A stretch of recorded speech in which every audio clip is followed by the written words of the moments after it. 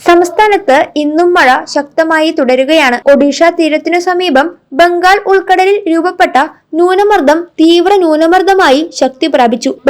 ബംഗ്ലാദേശ് തീരത്തിനു സമീപമായാണ് ഇതിപ്പോൾ സ്ഥിതി ചെയ്യുന്നത്. കേരളത്തിൽ അടുത്ത 5 ദിവസം വ്യാപകമായ മഴയ്ക്കും സാധ്യതയുണ്ടെന്ന് മുന്നറിയിപ്പുണ്ട്. മെയ് 29-30 വരെ ഒറ്റപ്പെട്ട അതിതീവ്ര മഴയ്ക്കാണ് സാധ്യത. കൂടാതെ മെയ് 29 മുതൽ 31 വരെ ഒറ്റപ്പെട്ട അതിശക്തമായ മഴയ്ക്കും സാധ്യതയുണ്ടെന്നാണ് കേന്ദ്ര കാലാവസ്ഥാ വകുപ്പ് അറിയിച്ചിട്ടുള്ളത്. കേരളത്തിൽ വിവിധ ജില്ലകളിൽ ഇന്നും മഴ തുടരുകയാണ്. ഇന്ന് പത്തനംതിട്ട, ഇടുക്കി, കണ്ണൂർ, കാസർഗോഡ് ജില്ലകളിൽ റെഡ് അലർട്ട് പ്രഖ്യാപിച്ചിട്ടുണ്ട്. ബാക്കി 10 ജില്ലകളിൽ ഓറഞ്ച് അലർട്ടുമാണ് പ്രഖ്യാപിച്ചിട്ടുള്ളത്. കൂടാതെ എറണാകുളം, തൃശൂർ, മലപ്പുറം, കാസർഗോഡ് ജില്ലകളുടെ തീരങ്ങളിൽ റെഡ് അലർട്ട് പ്രഖ്യാപിച്ചിട്ടുണ്ട്. സംസ്ഥാനത്ത് അടുത്ത ദിവസങ്ങളിൽ പടിഞ്ഞാറൻ കാറ്റ് ശക്തമാകാൻ സാധ്യതയുണ്ടെന്നും കേന്ദ്ര കാലാവസ്ഥാ നിരീക്ഷണ കേന്ദ്രം പറയുന്നു. വടക്കു പടിഞ്ഞാറൻ ബംഗാൾ ഉൾക്കടലിനു മുകളിലായി സ്ഥിതി ചെയ്യുന്ന ന്യൂനമർദ്ദം തീവ്ര ന്യൂനമർദ്ദമായി ശക്തി പ്രാപിക്കാൻ സാധ്യതയുണ്ട്.